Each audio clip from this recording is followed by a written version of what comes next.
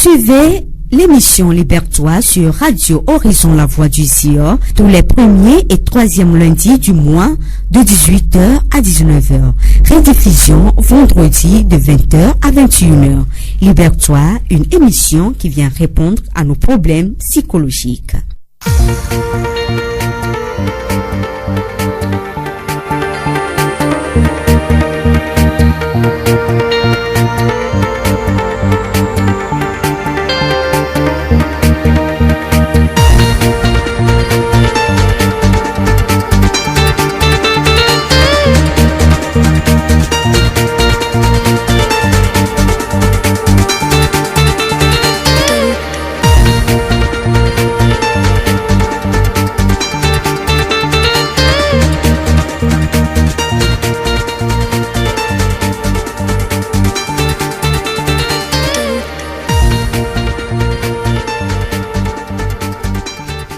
Mesdames et messieurs, merci de votre fidélité d'écoute. Bienvenue à l'émission Libertois sur Radio Horizon, la voix du Sion. Présentation Blessine Kosonia, réalisation Yolou Mustapha. Libertois est une émission qui vient répondre à nos problèmes psychologiques, notamment les troubles de comportement. Certains événements de la vie peuvent affecter notre psychisme et peuvent tôt ou tard nous causer une maladie mentale. Et donc, pour nous permettre d'éviter l'effet de ces chocs émotionnels ou pour nous amener à connaître notre personnalité, nous avons conçu l'émission Libertois. Pour ce premier numéro, nous recevons Akam Judikael, psychologue clinicien à la polyclinique de Tchévier. Monsieur Akam, bonsoir. Bonsoir. Avant de vous donner la parole, je vous propose d'écouter l'avis de quelques personnes interviewées à Tchévier sur le rôle du psychologue et celui qui peut se faire consulter par un psychologue.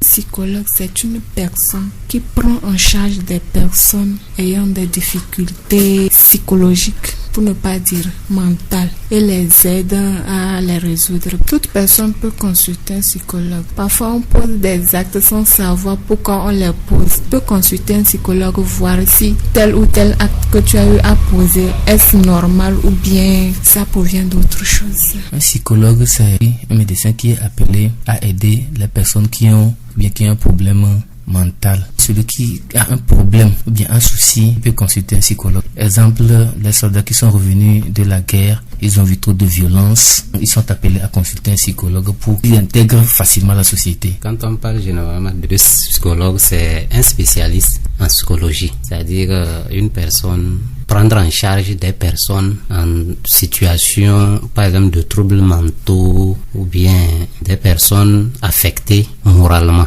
Les proches de la personne qui se trouve dans cette situation peut aller vers le psychologue. Les psychologues, on peut les utiliser n'importe où, puisque même dans un domaine social, on a besoin du psychologue pour essayer de sensibiliser la population par rapport à un certain nombre de choses.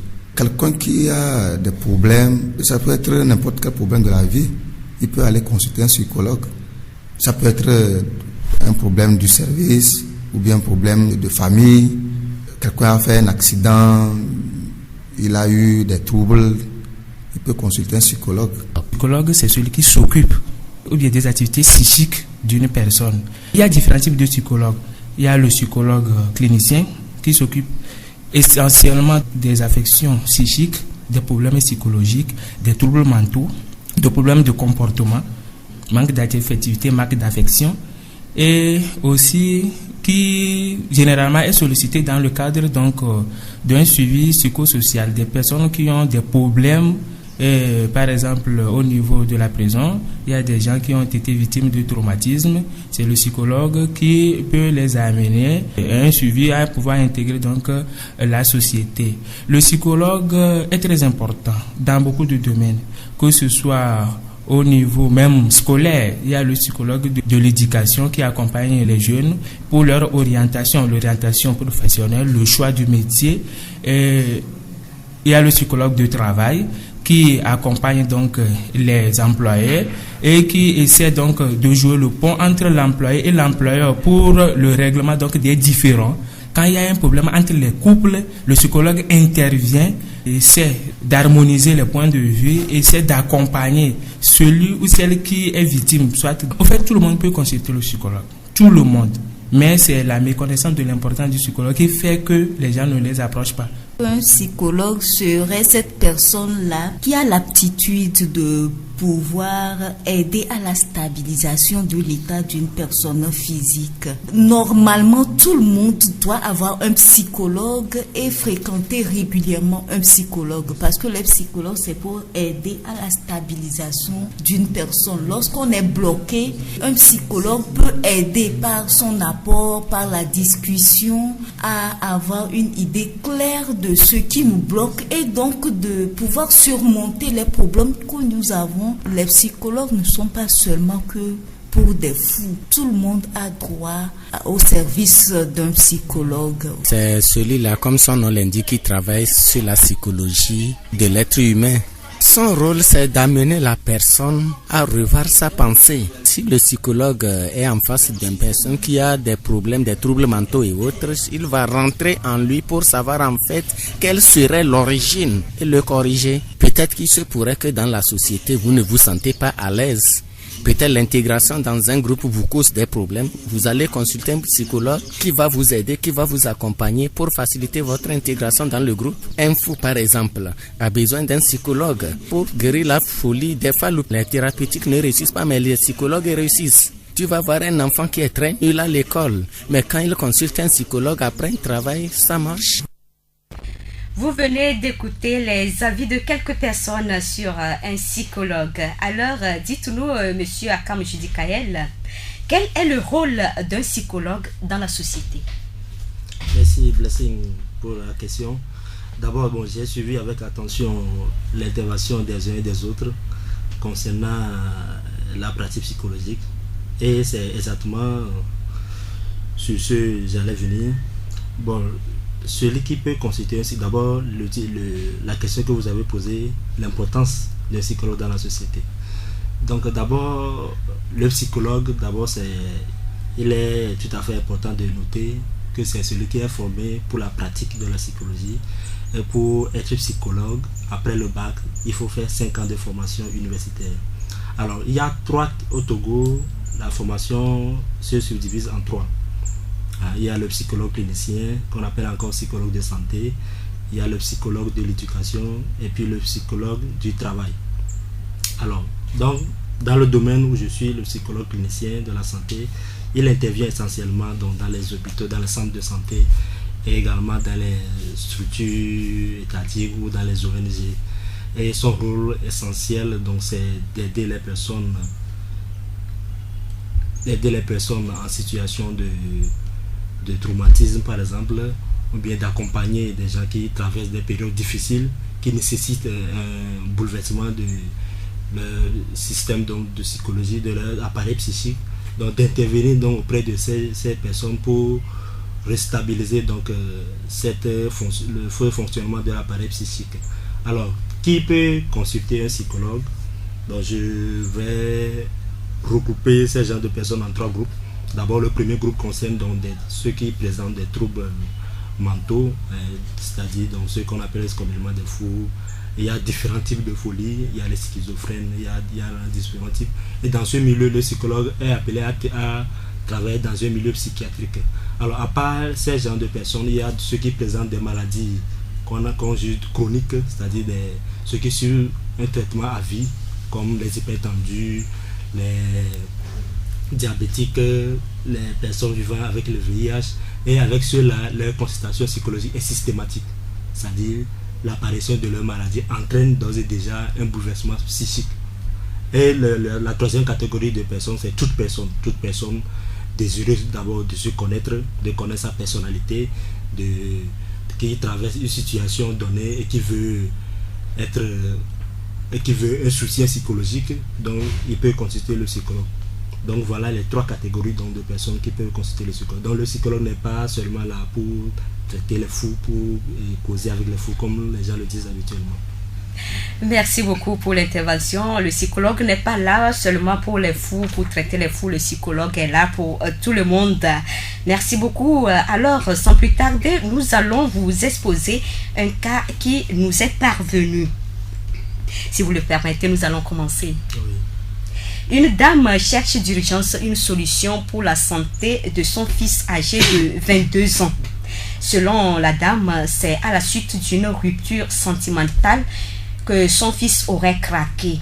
Le jeune garçon s'est refermé sur lui-même, a perdu l'appétit et a beaucoup maigri.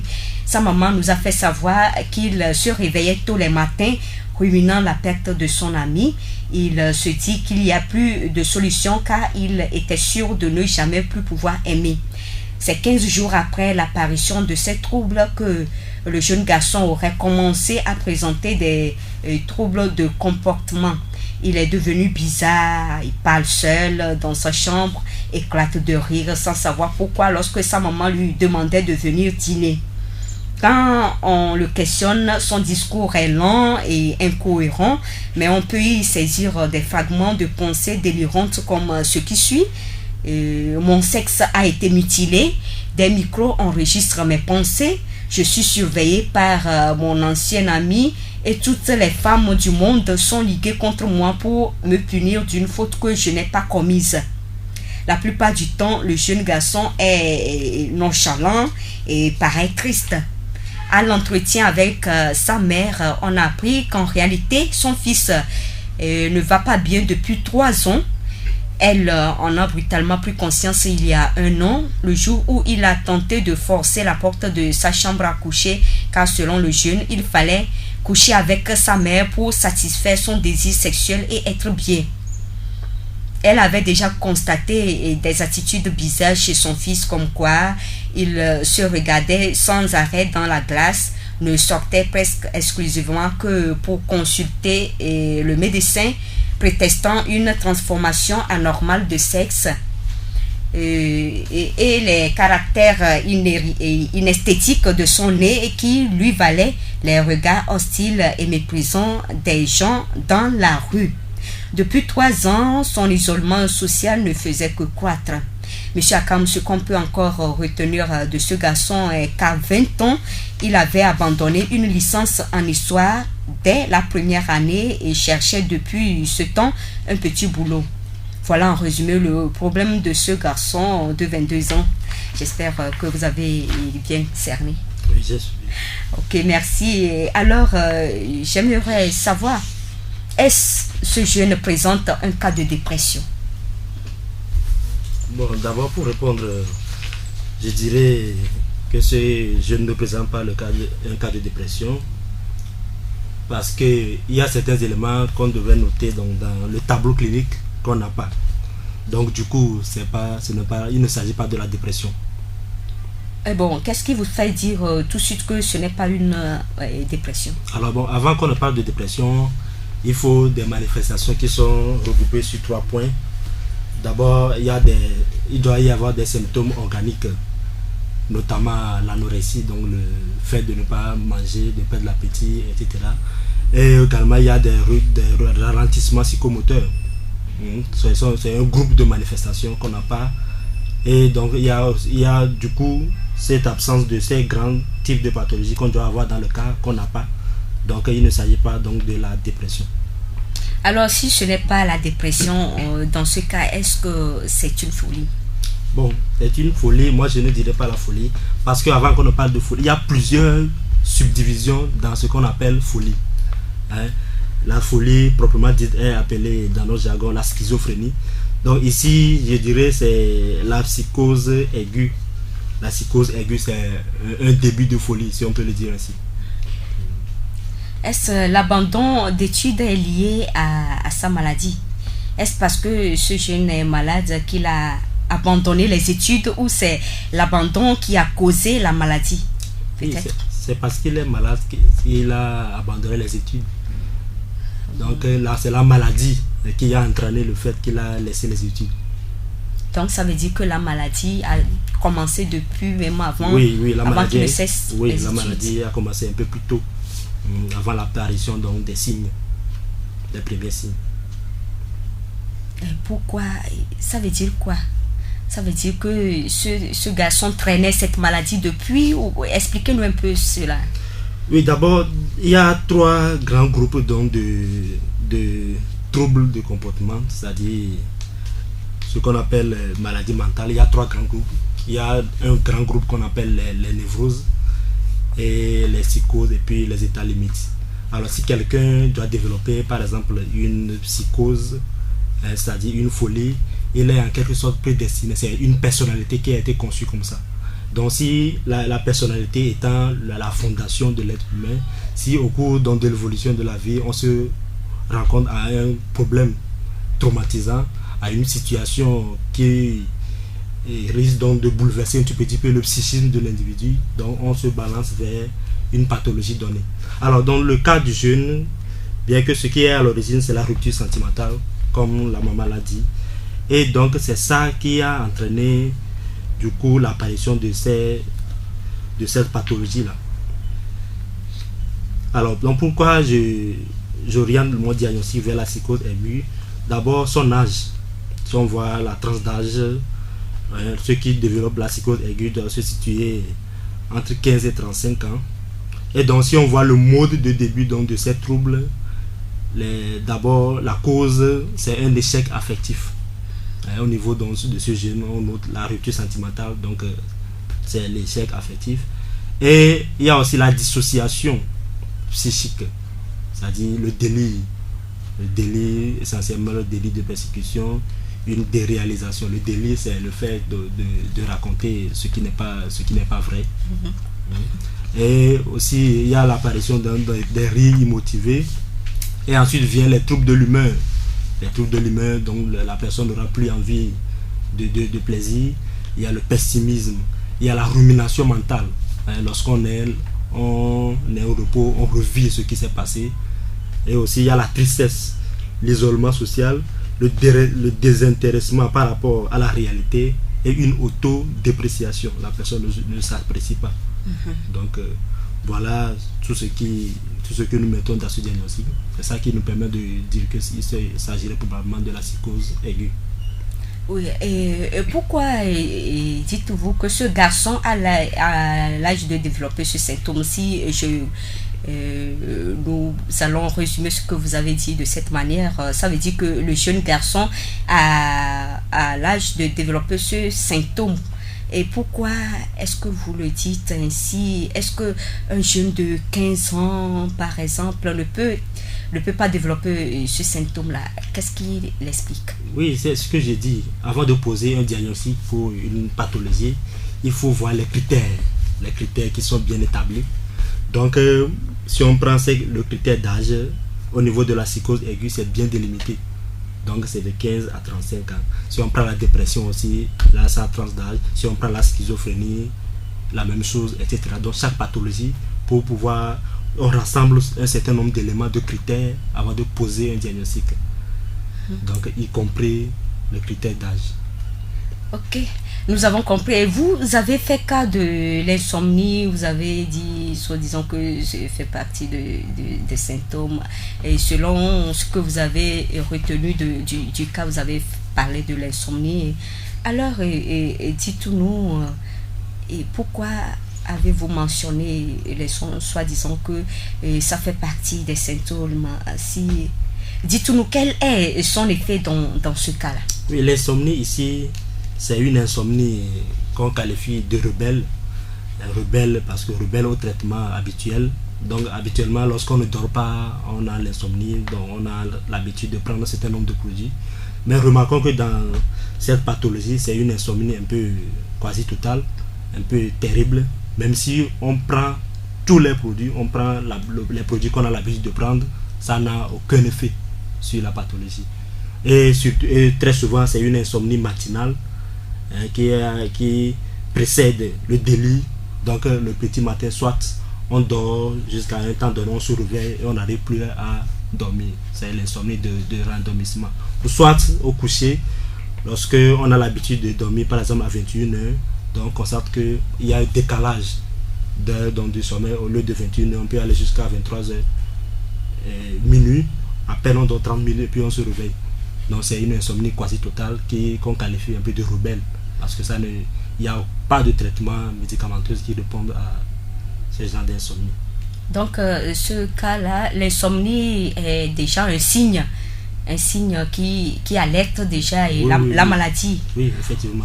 Merci, d'accord, nous avons compris. Revenons sur l'âge du jeune garçon. Le cas nous fait savoir qu'il a 22 ans et déjà à cet âge, il a un problème de santé mentale. Est-ce c'est parce qu'il est trop jeune qu'il n'a pas pu supporter cette rupture sentimentale au point de l'amener à développer ces troubles? Est-ce que vous pouvez nous expliquer un peu? Non, ce n'est pas le fait qu'il est trop jeune.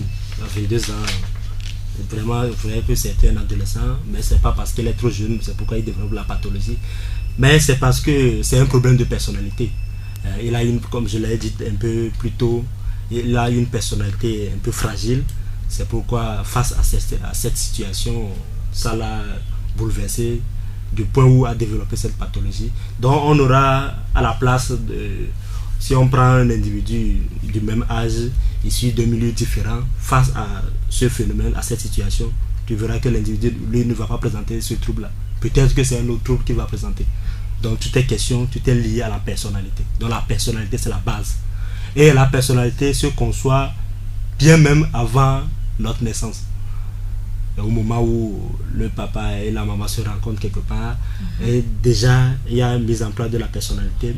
Et durant la grossesse, il y a des événements qui jalonnent la construction de cette personnalité jusqu'à la naissance. Et à la naissance, ça se poursuit. La personnalité se construit toujours jusqu'à la vie adulte. Et la personnalité fragile, ça veut dire quoi? Oui, la personnalité fragile, ça veut dire que quelque part dans son développement psychique, dans son développement psychosocial, il a été marqué par un événement, il a été frustré ou bien il a été choqué par un événement dans sa croissance. Donc du coup il peut ne pas développer la pathologie, mais lorsqu'il a été marqué par cet événement, donc ça a bouleversé un petit peu la construction de sa fondation, et donc dans le futur, lorsqu'il sera grand, face à une situation, il aura un développement d'une pathologie bien déterminée. Et ça veut dire que ce jeune garçon de naissance a une personnalité fragile, et ce qui l'a poussé, ce qui a causé un peu plus tôt cette maladie qu'il a développée. Et si une autre personne qui a un peu une personnalité, disons, pas fragile, forte, est-ce que vous pouvez nous dire par là, qu'est-ce que ça veut dire, une personnalité qui n'est pas fragile? Oui, elle est comment? Oui, une personnalité qui n'est pas fragile, il y a des personnalités qu'on qualifie de personnalité normale et de personnalité pathologique. L'individu qui a un développement psychosocial normal, donc il sera grand, il va avoir une personnalité normale. Mais lorsqu'il y a un bouleversement, par exemple, je prends l'exemple de la séparation des parents à un âge donné. Donc ça, c'est un événement très capital qui marque les enfants et qui a une incidence sur le développement de la personnalité à cet âge donné-là. Donc du coup, les parents ne vont pas remarquer cela. Après, lorsque le sujet sera grand, il y aura peut-être un problème au niveau donc, de la profession, ou soit dans le futur, il aura du mal à éduquer ses enfants parce qu'il a une personnalité vraiment qui n'est pas en griffe normale. Donc la personnalité, c'est un tout, c'est la fondation. C'est depuis la conception. C'est depuis la conception. C'est depuis l'union entre papa et maman. Oui, et avant de le savoir, il faut une consultation psychologique. Il y a des tests qu'on passe. On passe les tests de personnalité. Donc pour savoir de quel type de personnalité on est, comment on est destiné à réagir dans certaines situations données. Donc pour pouvoir prévenir ces genres de pathologies. Et comment se fait un peu le test? Est-ce que vous pouvez nous expliquer un peu? Oui, le test, il y a plusieurs types de tests. Les tests, comme je ne sais pas si vous avez une fois passé un test psychologique. Donc le test, c'est au cours de la consultation, quand il y a nécessité de connaître la personnalité, donc on vous soumet à un test et à un temps bien déterminé. Donc après le test, on évalue, on corrige le test et puis on situe la personnalité, on situe la personne dans des marges de score bien déterminés, et donc on lui attribue des personnalités qui reflètent le score qu'il a obtenu. Est-ce que quelqu'un peut savoir tout de suite qu'elle a une personnalité fragile? Non, jamais. La personne ne peut pas le savoir s'il n'a pas été soumis à un test de personnalité. Donc il doit se faire consulter par un psychologue et puis on doit lui faire passer un test de personnalité. Est-ce que ça veut dire que toute personne, pour se connaître, doit aller se faire consulter, ou bien est-ce qu'il y a des signes qui vont nous alerter que non, quelque chose ne va pas, il faut qu'on aille se faire consulter? On doit forcément se faire consulter parce qu'a priori on ne peut pas savoir de quel type de personnalité on est si on n'a pas passé un test, sinon on n'est pas parti voir un psychologue pour la psychothérapie. Donc il faut nécessairement passer un test pour connaître sa personnalité. Merci. Il faut passer un test pour connaître sa personnalité. Il ne faut pas attendre des maladies ou avoir un problème avant de se faire consulter. Nous avons déjà parlé de l'âge de l'enfant. Vous avez dit que l'âge que la personne est prédestinée à développer cette maladie. Expliquez-nous ce qui a pu causer une pathologie. Selon vos explications, nous comprenons que ce jeune est prédestiné à développer ce symptôme. S'il n'avait pas eu de problème sentimental et qu'il pouvait développer cette maladie, est-ce qu'il pouvait développer cette maladie? Oui, le problème sentimental, ce n'est qu'une situation qui a fait surgir donc cette pathologie. Donc ça peut ne pas être un problème sentimental. Ça peut être un autre problème à part, mais toujours qu'il est confronté à une situation. Dans la vie, on ne peut pas prévoir toutes les situations auxquelles on sera confronté. Tôt ou tard, s'il sera confronté à une situation, il aura à présenter la pathologie. Ça c'est sûr, parce que la personnalité est prédestinée à ça. Ça veut dire que quel que soit ce qui va se passer au cours de sa vie, cette personne devrait forcément avoir ce problème-là. Oui, lorsqu'il se confronte à une situation. À moins qu'il ne se confronte pas à une situation, il est paisible chez lui, il n'a pas de problème. C'est ce qui est rarement... C'est ce qui existe rarement. Parce que la vie même, rarement, vraiment. Oui, on dit souvent la vie même c'est un combat, c'est un problème. Alors, donc il aura à présenter certaines situations qui peuvent se présenter devant lui, et bon, auquel il aura du mal à s'adapter à cette situation. Donc du coup, il peut développer la pathologie. En même temps. Donc ça veut dire que cette personne-là, elle est très fragile, et même un cas peut arriver où peut-être quelqu'un va se sentir très à l'aise, mais comme lui il est prédestiné à faire cette maladie, peut-être que la personne va concevoir ce problème comme très grand et cela peut lui causer cette maladie. Oui, il y a ce cas aussi. Il y a ce cas d'exagération où dans certaines personnalités, il y a le mot qu'on appelle exagération. On exagère les situations qui se présentent devant elle. Et puis, ça veut dire qu'on les trouve très grands. Oui, on les trouve très grands. Et puis il y a le stress qui accompagne tout ça là. Et puis ça fait peut-être monter la tension. Ça peut engendrer d'autres problèmes somatiques.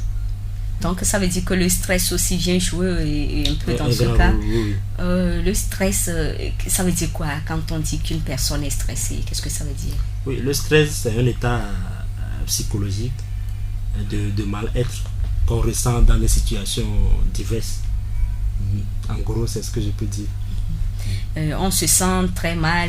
Oui, on se sent très mal. On ne se retrouve pas... Très frustré. On ne se retrouve pas, oui. Et du coup, avec ce cas-là, cette manière-là, est-ce que ça va trop peser sur nous au point de nous amener à développer une maladie? Oui, si on prend le stress, d'abord le stress est la cause de plusieurs maladies. Et plusieurs pathologies organiques. Il y a des hypertendus actuellement, donc la cause est le stress, que ce soit à la maison, que ce soit au service. Lorsqu'on est stressé et de façon répétitive surtout, on développe plus tard une pathologie très grave. Et la pathologie, lorsque ça surgit, on doit suivre une consultation médicale et psychologique à la fois. Donc si on prend le cas de l'hypertension actuellement, on doit prendre des produits de l'hypertension et au même moment on doit suivre une consultation psychologique, histoire de se déstresser un petit peu. Et sinon, lorsque ça évolue, ça tue, ça peut tuer. Le stress tue? Oui, le stress ça tue. Et parlons un peu du cas de ceux qui sont enfermés dans les bureaux du matin jusqu'au soir et qui travaillent sans cesse. Qu'est-ce qu'ils peuvent faire pour se défouler un peu? Oui, ils peuvent venir en consultation psychologique. Et avec en se faisant consulter. Soit avoir un emploi du temps bien structuré et programmer son jour de repos, ce qui est très important lorsqu'on ne doit pas être sous le coup du travail jusqu'à oublier le fait de se reposer. Ou bien il y a il faut un temps de repos. Il faut un temps de repos. Et il faut réorganiser ses activités. Il faut faire un emploi du temps bien planifié. De telle heure à telle heure, on est ici. De telle heure à telle heure, on fait ceci. Qui est très important pour éviter le stress. Et si on se dit qu'on veut de l'argent, il faut faire ceci et cela, en même temps enchaîner, il faut gagner du temps pour avoir assez d'argent. Est-ce que dans ce cas-là... Oui, dans ce cas, c'est pas bon. On est à la quête de l'argent, à la recherche de l'argent, mais si on arrive à gagner de l'argent, là, on va suivre un traitement avec. Là, ce n'est pas bien. Donc, il faut tout faire pour éviter le stress en faisant un emploi du temps bien stable auquel on doit suivre, on doit s'atteler. Voilà. Et je veux que vous reveniez sur le terme prédestiné à développer une maladie. Expliquez-nous concrètement le terme prédestiné. Est-ce que ça veut dire que quelqu'un qui est là, qui n'a pas eu de problème depuis son enfance et qui a grandi normalement dans des conditions soi-disant normales selon peut-être elle, et est-ce que la personne, comment est-ce qu'elle va sentir, elle va savoir qu'elle est déjà destinée à faire mieux? Oui, lorsqu'on parle de la construction de la personnalité, d'abord il y a deux cas. Parce que les différentes situations qui peuvent faire perturber le développement de la personnalité, il y a d'abord la frustration massive de l'enfant à une période très très jeune. Parce que je prends l'exemple de la séparation des parents, ça c'est une frustration très très massive où on ne répond pas de façon adaptive, de façon stable aux préoccupations, aux besoins de l'enfant à un âge précoce. Ça peut perturber le développement de la personnalité. Et il y a aussi la gratification trop intense. Lorsque l'enfant au cours de son développement est tellement gratifié, à chaque fois qu'il réclame quelque chose, on lui donne, ou bien même s'il ne réclame pas, on lui donne. Donc ce sont des gratifications qui perturbent également le développement de la personnalité. Un parent qui choisit son enfant, oui, qui choisit son enfant, c'est une pathologie. Ah bon? Oui, cela est en train de gâter le développement de la personnalité de l'enfant. Donc c'est à deux niveaux. Donc il y a la gratification qui entraîne la perturbation du développement de la personnalité. Donc il y a aussi les frustrations. Donc on peut être issu d'une famille très aisée et avoir un problème de personnalité. Ça veut dire que si on est trop choyé, c'est un problème. Si on a rien, il y a du carence aussi, c'est un problème. C'est un problème. Oui. Et comment... Le juste milieu, c'est ça qui est beau. Le juste milieu, c'est quoi alors? On doit être un peu frustré et un peu gratifié, c'est-à-dire on doit être à l'écoute. On doit être à l'écoute de l'enfant. Et être à l'écoute de l'enfant, ça ne signifie pas que on ne doit pas laisser l'enfant exprimer ses désirs, ses besoins. Voilà. On doit laisser l'enfant exprimer ses besoins avant de répondre à ses préoccupations. Il ne faut pas à tout de suite lui donner tout ce qu'il veut. Oui. Et il ne faut pas aussi trop longtemps laisser l'enfant dans son désir. Lorsqu'il exprime l'envie, lorsqu'il désire quelque chose, il ne faut pas très longtemps le laisser sur sa soif. Ça veut dire qu'il faut voir si c'est bon pour l'enfant à cet âge-là. Est-ce qu'à cet âge, l'enfant a besoin réellement besoin de cette chose-là? Et si l'enfant n'a pas besoin de cette chose, on ne lui remet pas. Est-ce que l'enfant n'est pas frustré à ce moment-là? S'il n'a pas besoin de telle chose, et on ne lui remet pas. S'il n'en a pas besoin, on lui dit que non, ça, ce n'est pas pour toi, tu n'as pas besoin de ça à ce moment-là. Est-ce que l'enfant n'est pas frustré? C'est la manière. Il y a une manière de le faire pour que l'enfant ne soit pas frustré. Donc de toute façon, c'est la frustration massive qui entraîne le problème. Lorsqu'il est trop frustré, bien lorsqu'il est trop gratifié. Et vous venez de parler de personnalité fragile. Peut-être ce que nous pensons, nous pouvons dire que ça ne peut pas frustrer assez. Mais si la personne a une personnalité fragile, peut-être que ce que nous pensons que c'est minime, ça peut être grand. C'est pourquoi lorsqu'un problème survient en ce sens, peut-être entre un père et son enfant, du problème de l'éducation concernant un enfant ou bien d'une mère et de son enfant, il est conseillé de recourir à un psychologue pour voir ce qu'il faut faire, pour adapter réellement la démarche à suivre concernant un enfant typique. Parce qu'on se mélange un peu parfois dans l'éducation des enfants, on ne sait pas ce qui est bon, mais on ne sait pas ce qui est mauvais. Donc il faut recourir à une consultation, voir un psychologue pour voir pour un cas précis comment est-ce qu'il faut gérer ça. Pour ne pas fausser le développement de la personne. Pour ne pas fausser le développement de l'enfant, pour ne pas lui causer un problème. Peut-être on va se dire que peut-être son problème est lié à son papa et à sa maman, puisque c'est eux qui l'ont conçu. Peut-être la conception n'a pas été bien faite, bien solide. C'est ça qui a causé cette maladie. Revenons sur le cas du jeune garçon. Est-ce avec ce jeune, on peut dire que l'insomnie a précipité sa crise? Bon, on ne dira pas que l'insomnie a précipité la crise, mais l'insomnie est l'un des symptômes, l'un des signes donc, de cette maladie-là. Donc naturellement, lorsque la maladie survient, donc l'insomnie fait partie donc, du développement de cette maladie. Donc lorsqu'il développe la maladie, il doit présenter l'insomnie. Donc ce n'est pas l'insomnie qui vient aggraver c'est la maladie qui cause l'insomnie. Oui, c'est la maladie qui cause l'insomnie. C'est comme si on a du palu. Si on fait du palu, naturellement on doit faire la fièvre. Voilà. La fièvre, ensuite le vomissement, etc. Donc ce sont des signes. Ça veut dire que l'insomnie est un signe, ce n'est pas l'insomnie qui a causé la crise, mais c'est l'insomnie qui est un signe et cette crise-là. L'insomnie n'a pas précipité et donc la maladie. Le choc n'a-t-il pas peut-être été brusque au point où ce jeune ne puisse pas alerter un proche? Oui, bon, à ce niveau... Ce qu'il a eu comme problème, selon sa maman, depuis 3 ans, l'enfant commençait pas à développer des choses, qu'il n'a pas su. Est-ce qu'au moment où cette maladie s'est fait sentir, est-ce que ça n'a pas été brusque au point où l'enfant n'a pas pu exposer le cas à un psychologue ou à quelqu'un d'autre? Oui, bon, à ce point, on n'a pas les contours, les véritables contours du cas, on ne sait pas dans quelle situation vraiment ça s'est produit. Mais bon, lorsque naturellement la pathologie survient comme ça, le début est toujours brutal. Et lorsqu'il y a des signes d'alerte quand même, lorsque ça survient comme ça, il y a des signes d'alerte. Et donc si, malgré les signes d'alerte, l'entourage n'a pas su qu'il y a un problème au niveau de la personne, donc c'est ça qui aggrave la pathologie plus tard. Donc la maladie sera aggravée dans les semaines, dans les mois, dans les années qui vont suivre. Et ça se fait lentement.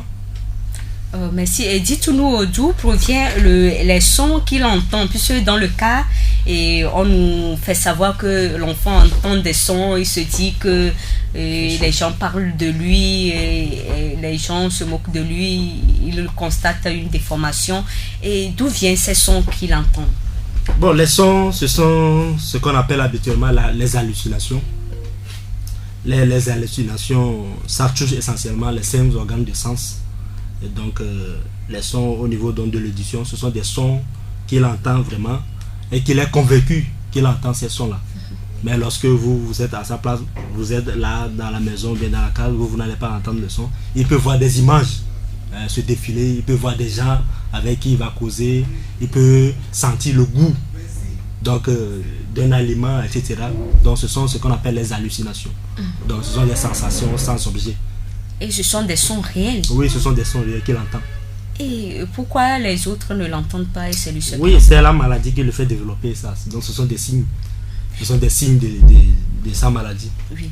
Et ça veut dire que si quelqu'un commence par vous dire qu'elle entend des sons, etc., il faut en même temps savoir que la personne a commencé par développer une maladie. Oui. Et là, il faut courir rapidement à se faire consulter par un psychologue. Oui, rapidement. Lorsque la personne dit qu'il voit des gens, qu'il voit des objets, qu'il voit des choses, ou bien il entend surtout des sons, des paroles de quelqu'un, bien qu'il reçoit des sensations dans son corps, etc., que vous ne ressentez pas. Donc ça veut dire qu'il y a un problème. Ça veut dire que la personne a un problème. Oui. Et d'habitude, nous, si nous entendons des gens dire, parler d'une manière bizarre, on se dit que peut-être que la personne a des esprits, ou bien la personne est sorcière, ou quoi, etc. Est-ce que c'est le cas? Oui, bon, de ce côté, bon, nous sommes en Afrique et je ne peux pas contester cette partie-là de sorcellerie. Il y a des esprits, hein. Nous sommes en Afrique. Mais du coup, de ce qui concerne la psychologie, c'est ce que je dis. Donc, dans la manifestation de la maladie mentale, donc, il y a ces genres de manifestations qu'on appelle les hallucinations, donc moi je maîtrise. Donc, ce sont des sons, des images, des sensations de goût, des odeurs que l'individu perçoit. Et donc, il est convaincu qu'il entend ces genres de choses-là.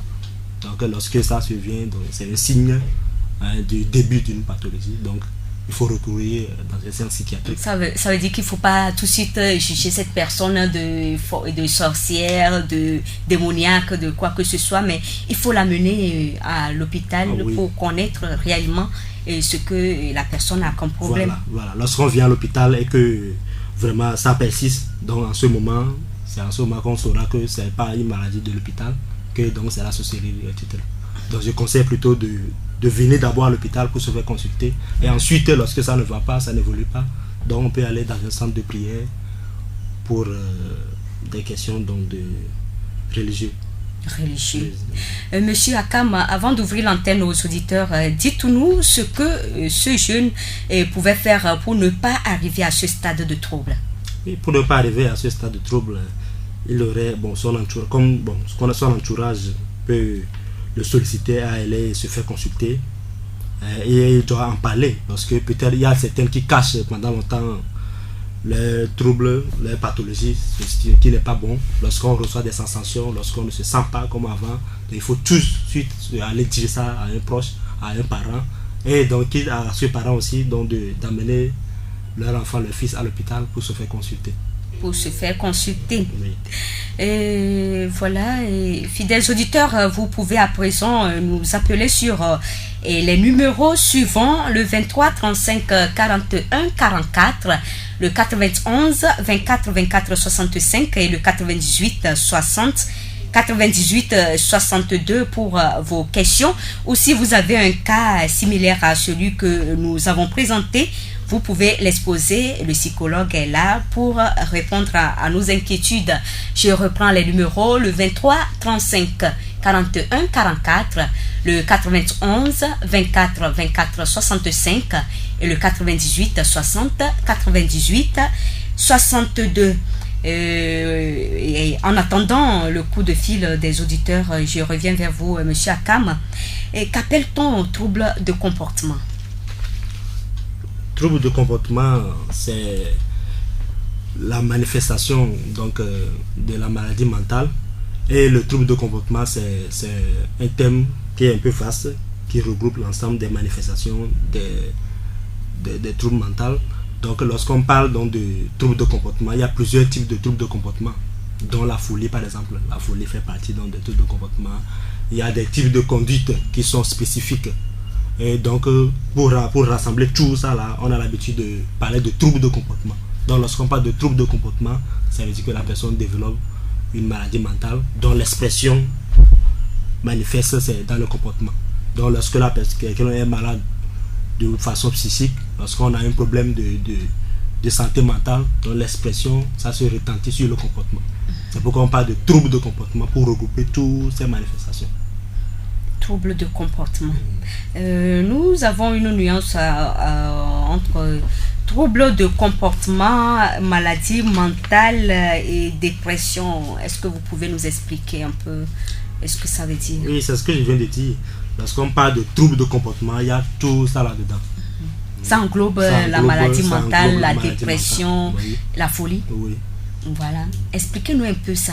Et la dépression, c'est quoi? La maladie mentale, c'est quoi? Puisque nous, on confond tout. Oui, d'abord, la maladie mentale, c'est une maladie qui affecte le psychisme de l'individu. Donc, si on parle du psychisme, le psychisme ne se voit pas. C'est l'appareil psychique qui fait fonctionner l'homme. Donc, lorsqu'on a une désorganisation au niveau de l'appareil psychique, ça a un retentissement sur le comportement. Dans la dépression par exemple. Dans la dépression, ça ce n'est pas une folie, mais tout le monde peut développer la dépression, et c'est la première pathologie donc soignée en psychiatrie. Lorsque on attend un certain nombre de choses et on est resté trop longtemps sur sa soif, ou bien on n'attend pas un événement désagréable qui se survient brutalement comme ça, on développe du coup une dépression.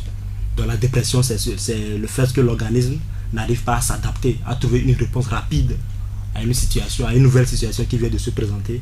Donc on est dans un état vraiment qui n'est pas bon. Donc c'est ce qu'on appelle la dépression. Donc ça fait partie donc des affections mentales. Donc si on développe la dépression, bien sûr qu'on est là, on n'est pas fou. On n'est pas fou, mais c'est passager, c'est pour un temps. Et donc lorsqu'on ne se fait pas soigner, c'est avec ça qu'on peut évoluer vers la schizophrénie qu'on appelle proprement dit la folie, qu'on appelle communément la folie. Et après la schizophrénie, il y a plusieurs types de pathologies, donc ils vont de moins graves au plus graves. Donc c'est l'ensemble donc de ces pathologies qu'on regroupe sur le thème de troubles mentaux. Et vous avez parlé d'un stade, c'est après la dépression. Si la dépression n'est pas vite soignée, on évolue vers la folie. Oui. On évolue vers la folie. Oui, et comment ça se manifeste, la folie? Comment est-ce que on peut l'expliquer? À quel moment? Quelles sont les manifestations de la folie?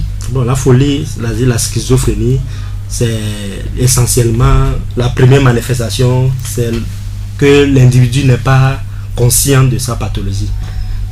C'est la première manifestation, le premier signe, c'est ça. Donc vous allez voir quelqu'un qui traîne une pathologie pendant longtemps, mais quand on lui dit qu'il est malade, il a du mal à accepter ça. Mais dans tout son comportement, dans tout ce qu'il fait, vous allez remarquer que tel que la personne a changé de mode de vie, tel qu'il se comportait avant. Vous allez voir par exemple une personne qui va s'isoler, qui va préférer faire ces choses seule dans un coin donné. Et donc lorsque ça arrive comme ça, lorsque vous lui posez la question, bien vous l'abordez, il a du mal à comprendre ça. Donc c'est le premier signe. Et donc ensuite il y a une dislocation entre la pensée de l'individu et son comportement.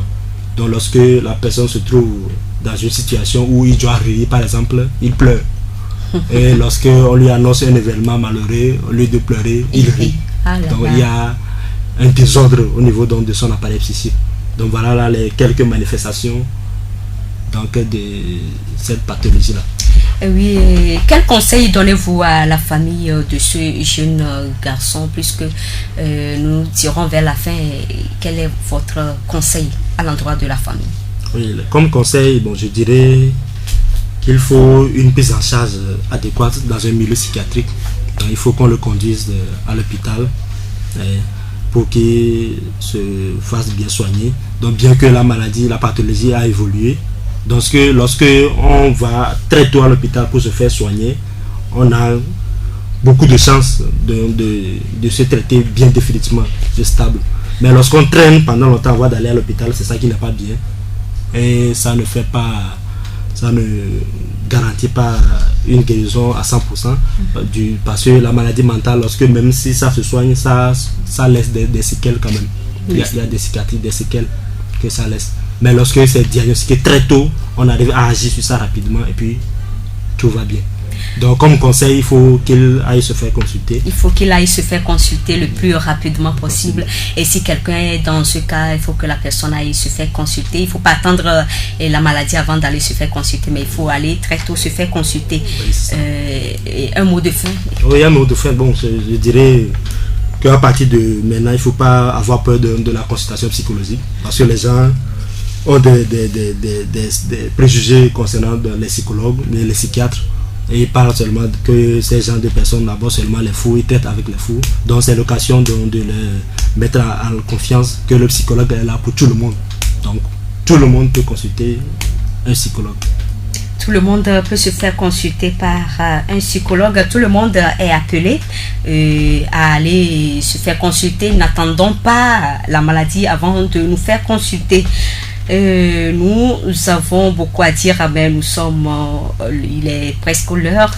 Nous allons nous arrêter là. Merci une fois encore d'avoir répondu à notre invitation, M. Akam. C'est moi qui vous remercie. Merci beaucoup. Mesdames et messieurs, c'est la fin de cette émission. Merci de l'avoir suivi. Et rendez-vous lundi prochain pour le second numéro. D'ici là, portez-vous bien. Bye bye.